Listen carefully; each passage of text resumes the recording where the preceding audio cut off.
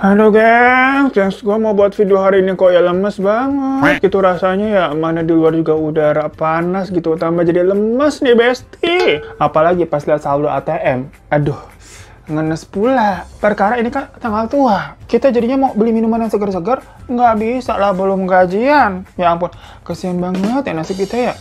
Bentar deh, kayaknya gue masih punya stok kopi gula aren deh. Nah, cocok nih, kita bisa bikin es kopi kekinian pakai kopi gula aren yang praktis dan gak ribet-ribet klub. Bentar, gua ambil dulu ya. Nah, ini gengs, kopi gula aren andalan gue, biar bisa bikin semangat lagi. Gak perlu khawatir tanggal tua, karena kita tetap bisa bikin es kopi kekinian dengan kopi gula aren, yang caranya gampang banget. Mau kalian bikinnya di kamar sendiri nih kayak gua nih, bisa. Langsung kalian catat ya caranya nih ya. Kalian tinggal buka aja satu sachet kopi gula aren dan kalian tuangin semua nih isinya. Abis itu seduh dengan air panas kira-kira ya setengah gelas lah. Abis itu jangan lupa diaduk biar larut semua. Nah, karena kita di sini pengen minuman yang segar-segar, jadinya kita tambahin es batu aja biar lebih nikmat diminum siang-siang gini. Nah, biar jadi kopi kekinian dan rasanya makin millennials, kita tambahin susu UHT cair. Udah deh gengs, tinggal aduk semuanya sampai ngeblend. Tara, jadi deh kopi gula aren yang rasanya paten, bikin semua jadi pengen. Kopi gula aren lebih paten, lebih keren. Wah, langsung jadi seger dan semangat lagi nih gengs. Buat kalian semua harus cobain deh. Gak usah takut tanggal tua, karena kopi gula aren ini lagi ada promo, beli 2 gratis 1. Jadi bisa patungan deh lu bertiga sama temen lu biar cuan. Oke, buat gue udah semangat lagi, sekarang kita mulai ke ceritanya aja yuk. Nah, jadi gengs, di teman cerita kali ini, itu ceritanya agak cukup ngeri. Gua aja nih pas baca emailnya, sampai kayak, duh, bawain nggak ya? Abisnya sedark itu. Kayak nggak nyangka banget, apa bener ada kejadian seperti ini? Ya, setelah gua menimbang-nimbang nih, akhirnya nama dari semua narasumbernya, sama tempat kejadiannya itu kita samarkan ya, biar semuanya aman dan tenang. Karena kalian kan suka jadi detektif dadakan nih, cari tahu ini kejadiannya tuh sebenarnya di mana. Nah, pokoknya kejadian ini terjadi di sebuah pabrik yang pasti ada di Indonesia. Udah gitu aja ya. Bener-bener nggak berani secara spesifik gua ngasih tahu clue-nya. Jadi gini, cerita ini tuh dikirim dari teman kita namanya Mbak Nola yang kerja di sebuah pabrik tekstil, gengs. Di mana di daerah tempat pabriknya itu rata-rata memang para penduduknya bekerja sebagai karyawan di situ, gengs. Jadi mau pria atau wanita yang ada di wilayah itu, kalau mereka udah lulus SMA nih, biasanya nggak pengen repot-repot ngelamar kerja ke luar daerah lain. Rata-rata pasti pada pengennya, ya udah kerja di pabrik itu aja lah. Selain emang deket, gajinya juga lumayan. Nah, tapi kalau Mbak Nola ini sendiri, itu bukan asli dari orang situ ya, bukan penduduk sana. Karena Mbak Nola ini adalah jabatannya sebagai supervisor baru yang memang sengaja dikirim dari kantor pusat ke pabrik di daerah itu karena ada sebuah project. Jadi perusahaan tekstil ini emang punya orang luar, gengs. Yang mana maksudnya bukan perusahaan asal Indonesia, yang dibangunnya udah lama, kira-kira sejak tahun 2008-an. Dan produksi tekstilnya itu diekspornya pasarnya ke luar negeri, terutama ke negara si ownernya ini. Nah, setiap pertengahan tahun, pasti mereka berinovasi dengan model-model atau motif-motif kain yang terbaru lah buat diproduksi. Makanya selalu ada tuh orang yang memang dikirim dari kantor pusat buat mantau kualitas sama modelnya udah bener belum nih. Ya, buat quality check lah. Nah, di tahun 2012, kebetulan Mbak Nola ini ditugaskan buat project tuh ke sana. Ya udah, berangkatlah dia ke daerah situ. Walaupun Mbak Nola ini jatuhnya sebagai orang baru ya, karena dia baru join di perusahaan itu sekitar 8 bulan di kantor pusat ya, terus dikirim tuh buat mantau. Bisa dibilang juga berarti ini semacam kayak dinas. Ya, nantinya kurang lebih 1 minggu, Mbak Nola tuh di sana kalau semuanya lancar. Dari kantor pusat itu, Nola ini perginya bertiga. Jadi ada 3 orang yang diutus. Nola sebagai supervisor, dan ada namanya Asid serta Kevin dari bagian product development. Ya, untuk spesifik tugas kerjanya mereka ngapain, itu Mbak Nola memang tidak begitu nyeritain ya. Jadi kita kurang paham juga. Pokoknya mereka bertiga tuh pergi dan tinggalnya di sebuah rumah dinas yang memang ditempati sama kepala manajer yang menjabat atau bertugas di pabrik itu, namanya Bu Dewi. Di rumah dinas itu, Bu Dewi ini tinggalnya sama suami dan 1 anaknya yang masih kecil berumur 8 tahun namanya Heru. Rumah dinas itu gede, gengs, tapi terbagi menjadi 2 bangunan. Bangunan utama di depan tuh ditempati sama keluarga Bu Dewi, dan bagian belakangnya emang buat tamu-tamu tuh ada 5 kamar kosong. Kalau memang diperuntukkan buat orang-orang pusat yang menuju ke sana buat nginep kalau ada kunjungan kayak gini. Soalnya memang di daerah itu nggak ada hotel ya, gengs. Sekalinya ada, itu ya harus kira-kira perjalanan 2 jam dulu ke tengah kota nih, baru ada hotel di sana, ya makan waktu. Nah, singkat cerita, pas Nola sampai, mereka dijamulah oleh penjaga rumah situ namanya Pak Gepeng. Dipanggilnya begitu, karena Bu Dewi ini katanya masih lagi ada di pabrik, suaminya juga lagi ada di kantornya, dan anaknya si Heru lagi sekolah. Ya udah, masing-masing dari istri Nola, Astrid dan Kevin dapat kamar tuh satu-satu. Bentukan rumah dinasnya itu kayak rumah lama, yang kalau dilihat-lihat mungkin horor ya. Tapi berhubung kan itu rumah ditempati sama keluarganya si Bu Dewi ini, jadi mereka bertiga merasanya itu ya pasti aman-aman aja lah, orang ada penghuninya juga. Bukan kayak mes kosong gitu kan. Dan terlihat nih ditata dengan perabotan-perabotan dan pajangan-pajangan yang homey banget, khas ibu-ibu. Nah, mereka nih kalau mau menuju ke kamar tamu yang di bangunan rumah kedua, itu pasti tetap harus ngelewatin bangun utamanya dulu nih, buat menuju ke daerah belakang. Dimana di ruang tengah itu kayak banyak dipajang keris-keris tuh, dari yang bentukannya pendek sampai panjang. Sama ada lukisan juga keluarga Bu Dewi. Jadi kayak foto keluarga tapi bentukannya lukisan gitu, gengs. Dan di bawah lukisannya itu tuh ada meja yang ditaruh kayak semacam sesajen. Nola sama yang lainnya pas awal ngeliat, dikira itu hanya semacam bentuk tradisi lah. Macam kayak misalkan ya di Bali, itu kan kita sering lihat kayak ada canang sari gitu kan. Ya tapi di sini bentukannya beda sih. Beneran kayak sesajen yang sampai ada gelas kecilnya dengan kopi gitu, gengs. Cuman kan Nola nggak paham ya sajian yang model begitu-begituan. Lagi-lagi dikiranya itu tradisi aja, namanya mereka lagi di daerah nih. Ya yaudah, abis mereka mandi sekitar jam 4 sore, mereka tuh makan di meja makan yang di bagian rumah pertama. Udah disiapin nih makanannya, lagi makan enak-enak ya. Tiba-tiba di situ tuh di depannya ada anak kecil ngintip kayak malu-malu gitu. Yang dilihat-lihat itu kayak anak kecilnya si Heru nih. Soalnya mukanya mirip sama lukisan yang dipajang. Sama yang namanya Kevin ditegor. Halo dek, sini makan bareng sama kakak-kakak gitu. Tapi anak itu tuh kayak malu-malu doang ngintip terus sambil cekikikan. Lari dia. Beber kayak tipe-tipe anak-anak yang caper. Yaudah abis lihat begitu mereka lanjut makan lagi. Gak lama nih, setengah jam kemudian, Bu Dewi pulang. Dan langsung menyapa mereka yang masih duduk-duduk tuh di ruangan itu sambil ngobrol. Yaudah, basa-basi di Bu Dewi menyambut yang namanya ada orang pusat datang. Bilang kalau saya di sini tinggal sama suami saya, sama anak saya Heru. Tapi suami saya pulangnya biasanya malam habis maghrib. Soalnya kerjanya jauh di tengah kota kantornya. Terus Nola bilang gini, iya tadi kayaknya ada Heru tuh malu-malu ngintip-ngintip. Kita mau ajak kenalan malah lari dia, Bu. Tapi Bu Dewi malah kayak heran. Heru kebetulan lagi ikut bapaknya. Dari pagi ke kantor soalnya pulangnya dia minta jajan ke toko buku yang ada di tengah kota. Dengar begitu yang lainnya nih mikir, oh berarti anak tadi bukan Heru, tapi anak siapa ya? Oh anaknya penjaga sini kali, anaknya Pak Gepeng. Masih, ya udah aja tuh. Gak dibahas lagi deh permasalahan tadi mereka melihat anak kecil. Malam harinya, masing-masing pada kerja nih di meja makan tadi tuh. Karena di situ tempat yang paling enak lah buat ngumpul, jadi kayak meja meeting. Dan beraja sekitar jam 8-an, suaminya Bu Dewi ini pulang sama si Heru. Sama Bu Dewi dikenalin dong. Ini suami saya sama anak saya nih gitu. Pas lihat, lah anak kecil inilah Heru bener yang tadi juga. Tapi Nola, Astrid sama Kevin kayak ngebatin aja dalam hati kayak, loh kok mukanya mirip sama yang tadi sore lah berarti Heru loh. Cuman mereka nggak ngomong apa-apa nih, nggak terlontar dari mulut. Ya udah mereka kenalan tuh formalitas. Dan saat itu si Herunya ini lebih ke kayak anak yang cemberut begitu ya, yang malas-malasan kenalan sama orang baru, tantrum gitu, disuruh salim nih sama om dan tante kayak ogah-ogah gitu doang. Beda nih sama anak kecil yang tadi sore, yang vibes-nya senyum-senyum ceria, caper malah kayak mau ngajak kenalan. Nah pas Bu Dewi nganter suaminya ke kamar kan baru pulang, Kevin langsung bilang, lah yang tadi sore mukanya juga mirip kayak begitu kan si Heru kan, kalian pada ngeliat nggak? Astrid jawab, kayaknya iya sih ya. Cuman kan tadi itu anak yang sore-sore ngumpet dari balik tembok, jadi gue juga nggak jelas sih ngeliat mukanya. Tapi dilihat ya, mirip sih. Nola diem aja nih, karena dia nggak yakin juga yang tadi sore beneran mirip sama Heru. Apa gimana, yang namanya anak kecil kan kadang emang suka pada mirip ya. Hingga jam 9-an, akhirnya Astrid sama Kevin itu mutusin buat pergi tidur. Tapi si Nola nih katanya belum beres kerjaannya. Dia masih stay aja tuh sendirian di meja makan. Masih ngetik-ngetik gitu kan. Tahu-tahu Pak Gepeng datang, nutupin korden-korden di sana. Si Nola sambil ngetik sambil nunggu kayak, belum tidur Pak gitu. Tapi Pak Gepengnya diam aja. Cuman jalan nutupin korden-korden gitu terus balik lagi. Nola yang masih juga agak sibuk ya nggak ngubris juga, dia masih udah lanjut kerja aja. Gak lama si Heru nih kayak keluar dari kamarnya. Kayak pas buka pintu, dia ngeliat Nola tuh di meja makan di ujung. Jadi dia kayak nggak berani keluar, ada orang. Sama Nola yang ngeliat kayak, sini nggak apa-apa. Tapi Heru cuman kayak berdiri aja di depan pintu. Nola senyum lagi, sini nggak apa-apa. Tahu-tahu si Heru kayak nunjuk gitu ke arah kursi makan yang ada di samping Nola. Abis itu dia nutup pintu, masuk lagi. Jadi nggak jadi keluar nih si Heru nih. Nah si Nola kan yang ngeliat kayak, hah? Tadi nunjuk apa maksudnya si Heru? Dia cenderung ke kanan kiri gitu, nggak ada apa-apaan. Cuman si Nola jadi tersadar, nih ruangan kok tahu-tahu mendadak kelihatannya sepi banget ya, udah kagak ada orang. Balik kamar aja deh. Nah buat ke kamar tamu, itu kan denahnya gini nih pokoknya nih. Jadi harus kayak ngelewatin taman gitu. Dimana di taman itu tuh ada ayunan besi dan kayak jungkit-jungkit. Ya kayaknya itu sih mainannya si Heru ya. Waktu Nola lagi jalan nih, ayunannya tahu-tahu gerak sendiri.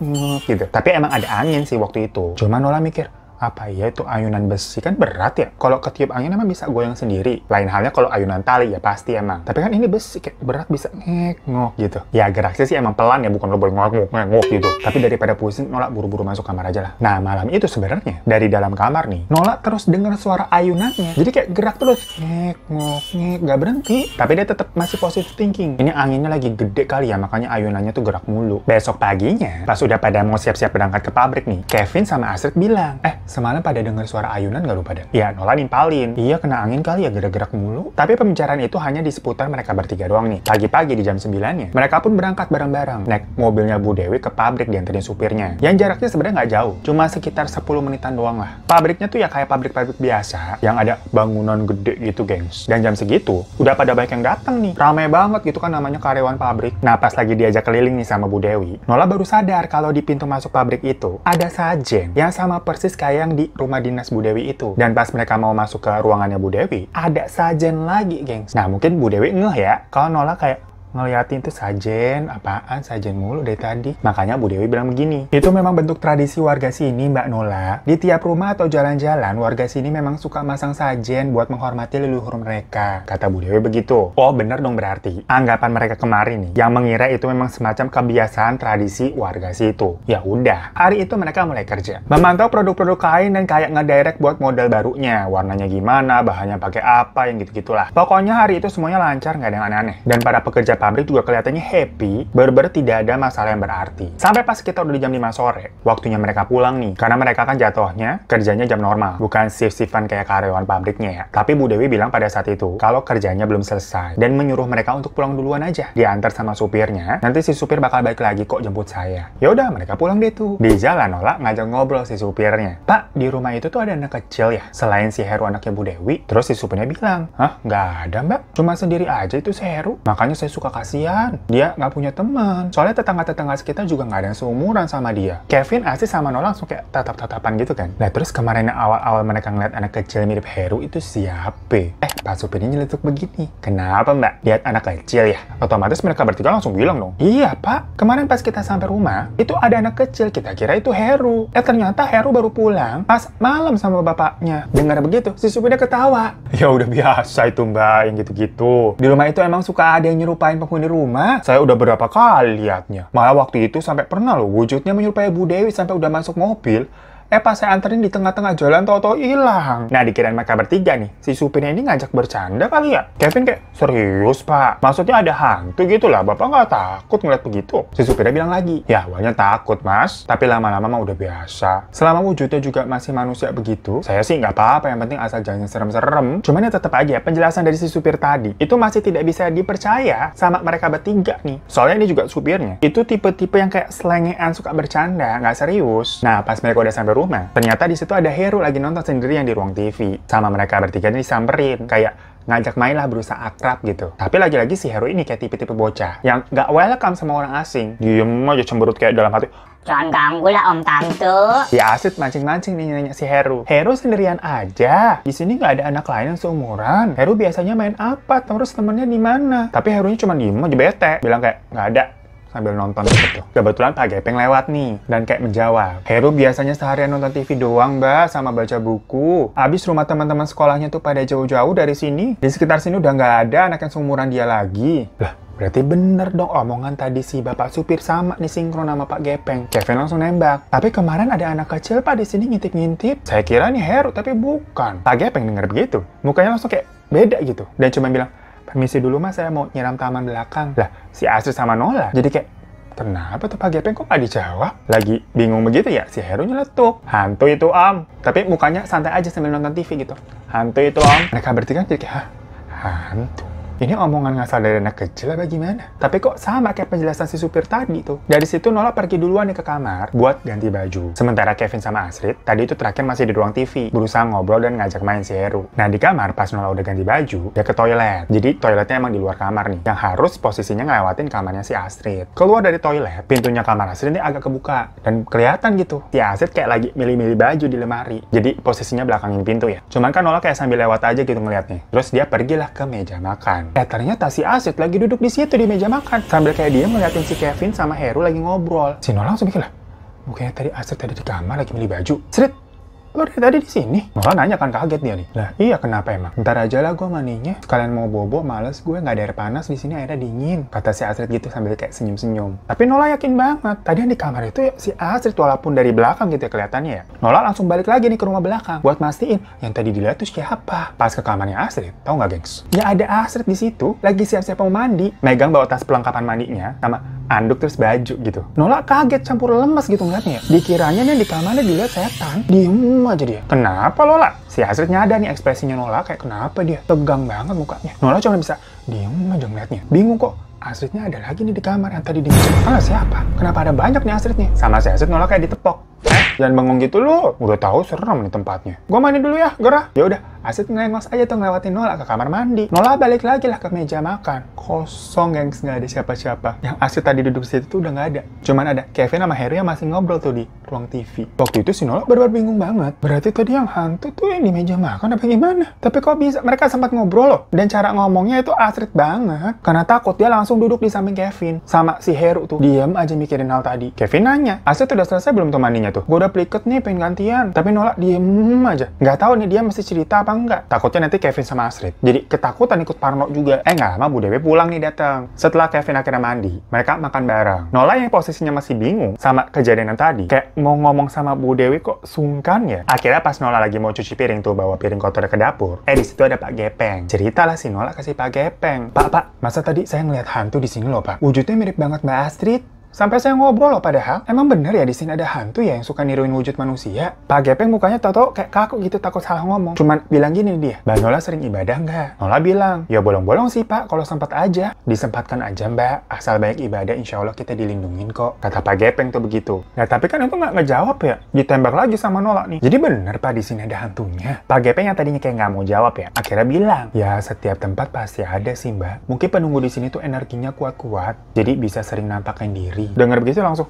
merinding si Nola. Kayak, waduh, beneran tempat ini ada hantunya. Lah, gimana dong? Mau pindah juga, kan pindah di daerah situ nggak ada tempat lagi. Mulai dari situ Nola nih selalu was-was. Kalau jalan gitu di rumah kayak celingak, parno dia. Takutnya kan tiba-tiba ngeliat apa gitu kan muncul. Pas malamnya mau tidur nih, dia jadi keingetan omongannya Pak Gepeng buat sempetin ibadah kan katanya. Jadilah si Nola nih sholat isya dulu lah sebelum dia mau tidur. Ke toilet lah dia ngambil wudhu tuh jam 10 malam. Sementara Astrid sama Kevin udah di kamarnya masing-masing. Sebenarnya Nola takut sih buat keluar toilet doang gitu ya. Tapi di otaknya nih mikirnya yang penting gue ibadah bakal dilindungin sama Tuhan, udah gitu aja. Yaudah dia wudhu terus sholat. Pas lagi sholat gitu kan, dia denger suara ayunan yang kayak kemarin tuh gerak-gerak ngek gitu. Jujur fokusnya langsung buyar dia lagi sholat. Tapi ya udahlah, berusaha menghiraukan suara itu, gue mau selesaiin sholat gue. Tiba-tiba ada suara teriakannya si Kevin, wah gitu. Dan gak lama Astrid kayak buka pintu kamarnya Nola. Untungnya Nola baru selesai sholat nih, assalamualaikum, berak gitu dibuka. Lah, kenapa tuh si Kevin, kata si Astrid kan. Jadi si Astrid dia bukan nyamperin Kevinnya langsung, tapi malah nyamperin Nola dulu. Dari rumah depan pun, Bu Dewi sama suaminya datang tuh. Ternyata Kevin lagi di dalam kamar. Terus sambil gemeteran ketakutan. Ditanyakan, kenapa Mas Kevin? Kevin tuh bilang, tadi saya lihat dari jendela ada cewek rambutnya panjang duduk di ayunan. Saya kira itu siapa, pas saya buka jendela, tahu-tahu sosok itu cepet banget pindah berbarut ke depan jendela, makanya saya kaget. Si Nola nih dalam hati, dia langsung,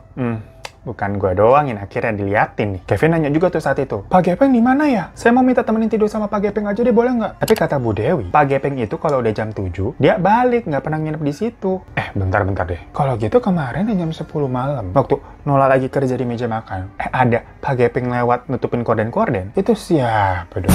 Wah, kacau banget. Akhirnya malam itu, si Kevin ini tidur di ruang tengah di sofa tuh yang di ruang TV. Sementara Astrid minta tidur bareng sama Nola. Karena udah pada parno nih, baru hari kedua. Lagi udah tidur nih Astrid sama Nola nih, tahu-tahu pintu kamar mereka diketok. Duk. Lah gitu. Suaranya si Kevin tuh. Dibukain lah pintu. Ternyata benar, Kevin ketakutan. Lah, sorry banget. Gue tahu lu risih, tapi gue nggak tahu lagi nih gue tidur di sini ya. Gue di lantai deh, nggak apa-apa deh. Sama Nola kan kayak, tenang Vin, tenang. Kenapa? Soalnya Kevin ngomongnya kayak orang panik banget gitu, belibet. Nah, Kevin cerita tadi di ruang tengah. Tiba-tiba bau banget kemenyan. Ya, tambah parno dia kan. Astrid sih bilang, itu bau kemenyan dari sajen yang ada di lukisan situ kali, Vin. Ya, mau dari mana tetap aja sih Kevin nih jatuhnya udah parah, orang tadi dia baru lihat yang aneh-aneh. Akhirnya Kevin ngotot, malam ini gue tidur di sini ya please ya. Ya walaupun agak risih, karena mereka ini kan hanya rekan kerja, bukan temennya gak deket-deket banget. Tapi mau gimana lagi, ya udah deh. Di depan kan juga ada suaminya Bu Dewi nih. Jadi kalau Kevin ini ngapa-ngapain mereka bisa teriak. Malam itu jadinya udah si Kevin tidur di lantai bener, pakai alas spray dari kamarnya gitu. Jadi spraynya dicopot buat alas tidur. Besok paginya langsung pada ngomongin lagi tuh, terutama si Kevin yang kayak, duh gimana nih, gue nggak berani tinggal di sini lagi deh mesti kemana tapi nggak tahu juga. Ya Nola sama Asa juga bingung lah ya. Nah lagi pada bingung-bingung gitu tuh, dari kantor pusat ada yang telepon. Ternyata itu sekretarisnya si owner nih, si bos yang punya perusahaan, sebut aja namanya Mr. Kim. Si sekretarisnya nih bilang kalau Mr. Kim katanya lagi mau menuju ke sana buat sidak dadakan. Jadi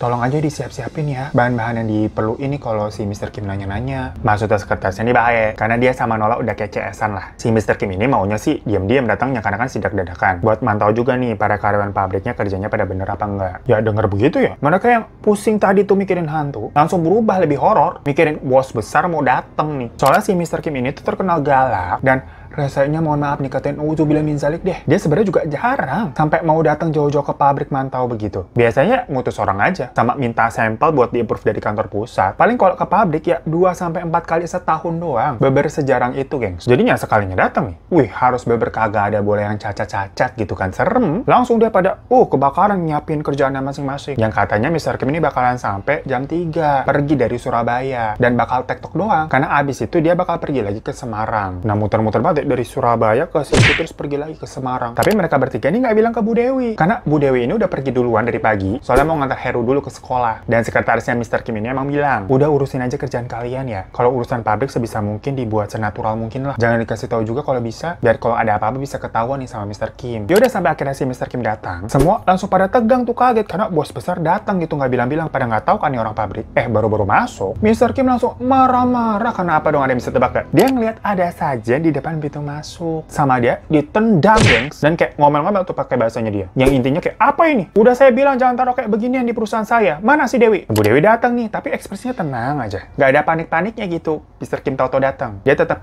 nyamperin, nyambut Mr. Kim yang udah ngomel-ngomel langsung nih di depan dia nih. Padahal di situ kan banyak karyawan yang lainnya ya. Maksudnya masuk dulu gitu ke ruangan. Jangan kayak ngomel-ngomel di depan orang dong. Tapi Bu Dewi cuman kayak nunduk gitu aja minta maaf. Pas mau masuk ke ruangannya Bu Dewi, dia ngeliat lagi kan ada sajen di situ juga. Jadi dari tadi baru masuk udah emosi, ngeliat lagi, kok ada lagi? Sama dia sajannya diambil, terus dibuang ke tempat sampah. Sambil teriak-teriak juga. Yang kalau diartiin kayak, udah dasar primitif, percaya sama tahayul, dan ilmu hitam sialan nih kayak gini nih gitu. Kasar banget ya pokoknya nih bosnya. Ya mungkin karena awal moodnya udah masuk begitu ya. Jadi seharian tuh Mr. Kim ngomel mulu. Segala kerjanya Nola, Asri, sama Kevin disalah-salahin. Bentar, biar sabar kita minum dulu ya.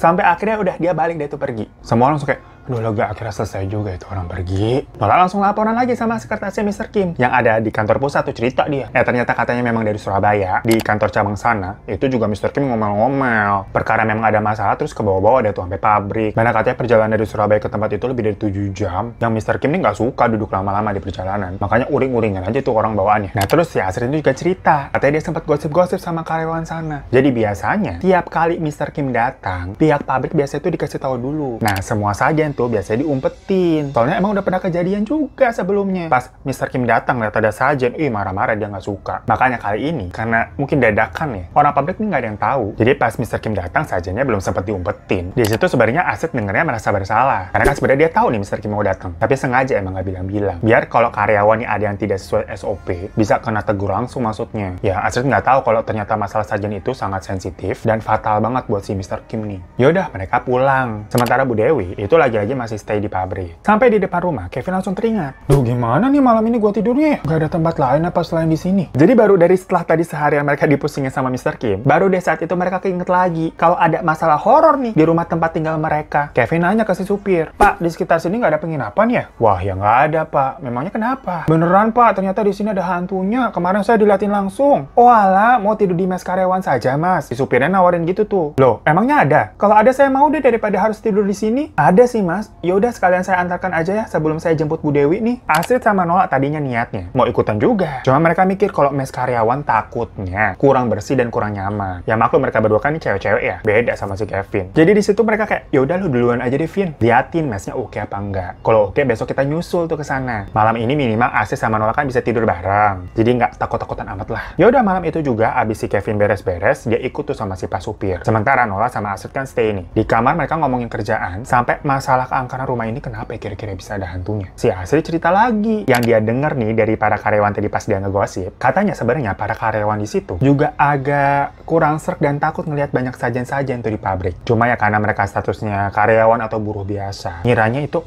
penglaris atau apa kali ya. Selama mereka digaji, ya udah deh mereka nggak mau ambil pusing. Tapi denger begitu, Nola nih jadi keinget sama omongannya Bu Dewi. Yang katanya kan Bu Dewi bilang kalau sajen itu adalah tradisi warga sini, yang mana emang pada masang tuh di setiap rumah. Kok tapi ini katanya malah si karyawannya. Yang kebanyakan para karyawan situ ya penduduk warga situ ya, bilangnya mereka juga risih. Kayak bukan sesuatu tradisi yang lumrah dong berarti. Nah Astrid sama Nola jadi bertanya-tanya, ini sebenarnya sajennya sajen apa sih? Lagi ngobrol-ngobrol begitu, tahu-tahu kedengeran aja tuh suara ayunannya.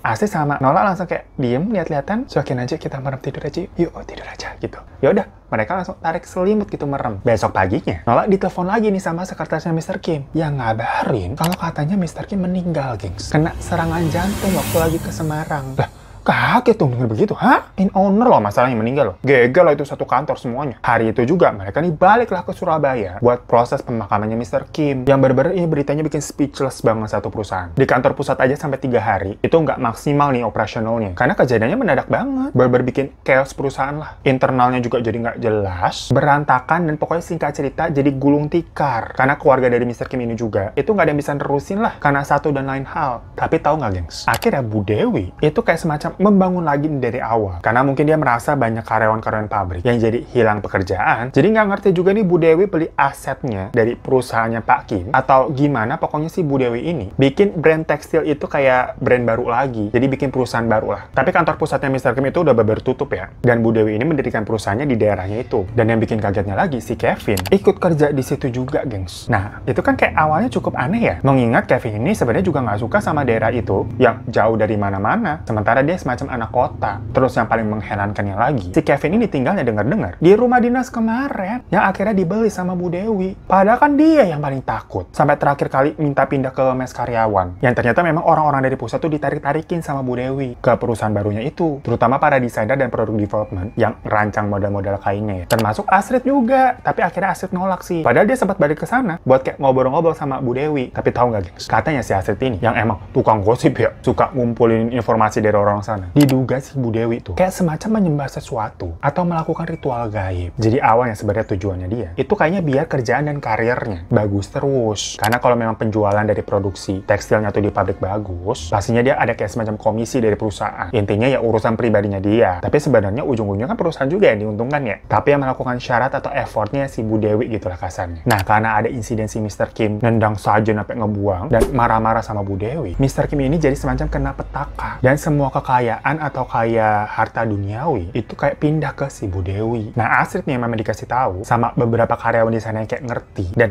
bisa ngelihat dengan sajen-sajen yang ada di pabrik. Dibilangin kayak gitu.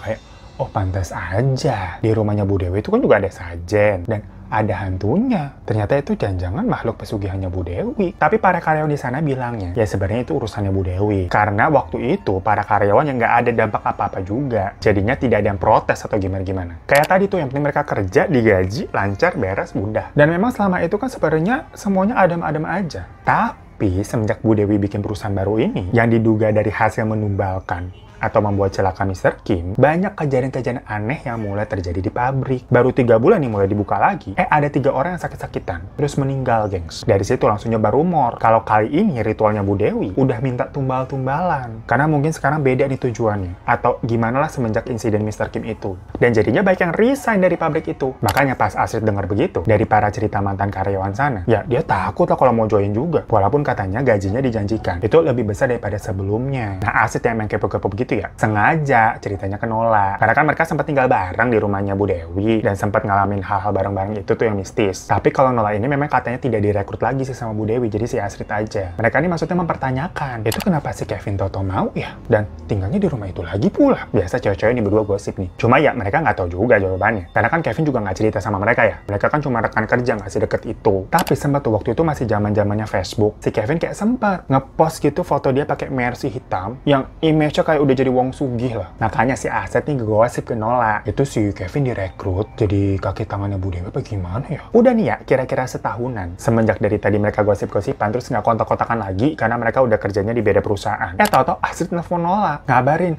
kalau perusahaannya Bu Dewi katanya udah bangkrut, gulung tikar. Loh kok bisa? Tapi nggak tahu juga nih si Astrid tahu-tahu anak aja gitu ya dapat info dari mana padahal udah setahun lebih mereka nggak ada urusan sama pabrik itu. Nah ternyata selama setahun itu banyak keluarga dari karyawan pabrik yang minta semacam kayak uang santunan kematian, gengs. Soalnya dalam setahun udah ada 24 orang yang meninggal. Jadi kayak ada 3 orang tiap 3 bulan. Sampai banyak banget yang udah resign karena takut dijadiin tumbal juga. Ya tapi itu sih semacam rumor-rumor aja, nggak ada buktinya ya. Apa memang kualitasnya menurun? Nggak sebagus waktu ownernya Mr. Kim gitu ya. Makanya tekstilnya itu jadi nggak laku. Karena logikanya juga waktu zamannya Mr. Kim, itu kan channelnya memang diekspor ke luar negeri. Terutama ke negaranya dia. Yang mana koneksinya Mr. Kim luas. Lah kalau Bu Dewi ini mau jualin kemana? Nggak sebesar koneksinya Pak Kim gitu lah. Cuman di samping alasannya logis itu, tahu nggak nih? 24 karyawan yang meninggal. Pokoknya ada yang sakit, ada yang kecelakaan, ada yang macam-macam lah. Salah satunya Kevin, guys. Itulah yang membuat si Astrid tuh ngecep nelfon si Nola setelah setahunan pada mereka udah nggak kontak-kontakan. Abisnya kayak misteri banget dari para karyawan yang tutupnya pabrik ini. Apakah hanya kebetulan atau bener akan rumor-rumor mistis? Pokoknya semenjak itu keluarga Bu Dewi katanya pindah dan nggak ada kabarnya lagi.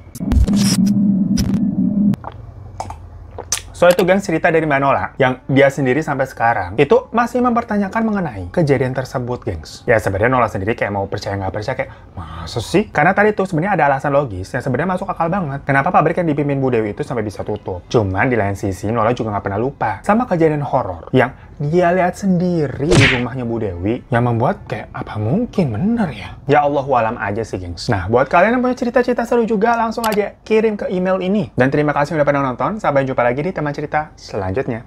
Assalamualaikum.